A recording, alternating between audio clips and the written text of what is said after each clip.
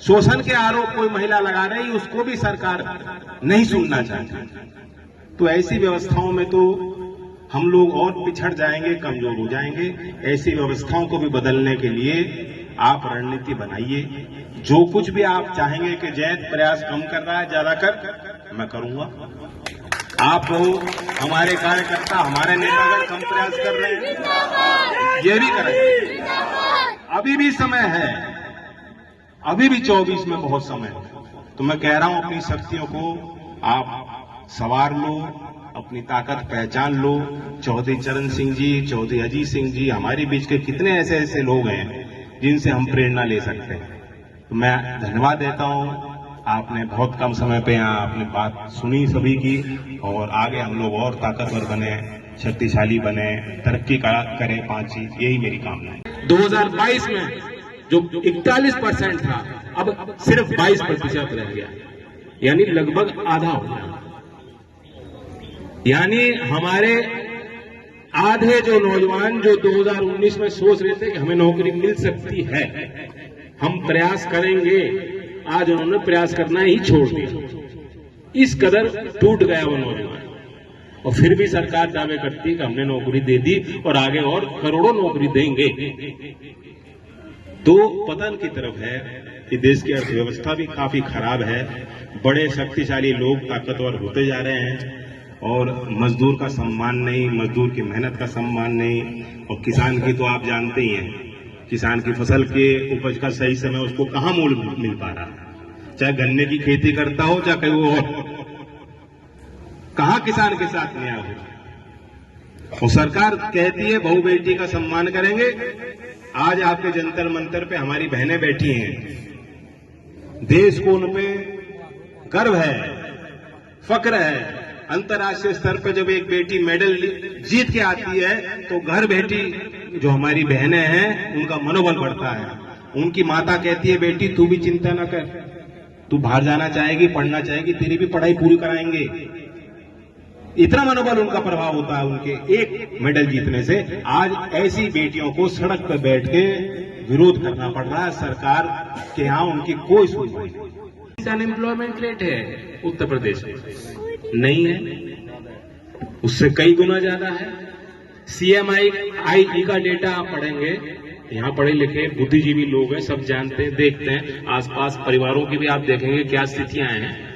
कितने बच्चे पहले प्रयास करते थे नौकरी के, क्या हुआ उनका, हुआ क्या आज वापस मजबूरी में नहीं लौट के खेती कर रहे हैं। बड़ी बड़ी डिग्री और जो है इंजीनियरिंग करके, MBA करके भी नौकरी नहीं मिल पा रही लोगों को।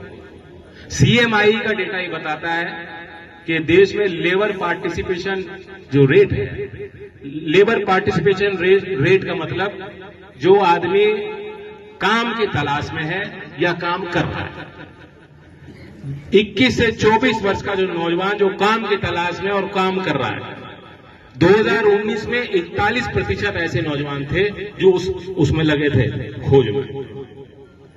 कोविड आ गया, एक वर्ष में 2020 में वो 31% रह गया। अपने धर्म के लोगों की तो वोट मिल जाए, वो भी नहीं हुआ।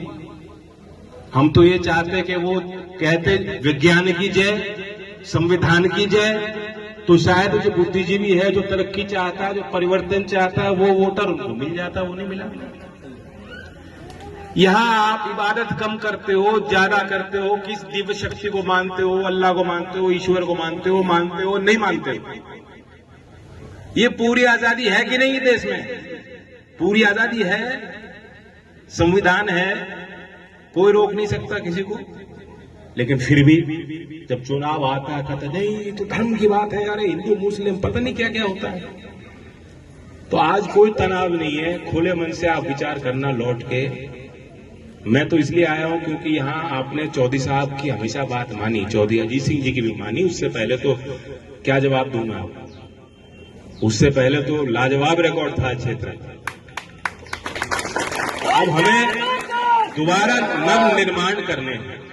मैं अभी बागपत से आ रहा हूं, पहले हम शहर के चुनाव नहीं लड़ते, इस बार सिंबल पे लड़े, जीते, बड़ौत जीते, लोनी जीते, जो हमारे गांवों से सटे हुए छोटे छोटे जो आप कह दीजिए अर्बन एरिया कहा जाता है, रूरल अर्बन एरिया, जहां मिक्स्ड आबादी, ग्रामीण का भी प्रभाव है और शहरीकरण का भी प्रभाव है, वहां आप पाएंगे जहां लोकदल का सिंबल गया हो तो लोकदल के सिंबल को लोगों ने पसंद किया और वोट दिया। तो ये शुभ संकेत है। लेकिन आगे हमें और आपको बहुत मेहनत करने की जरूरत है।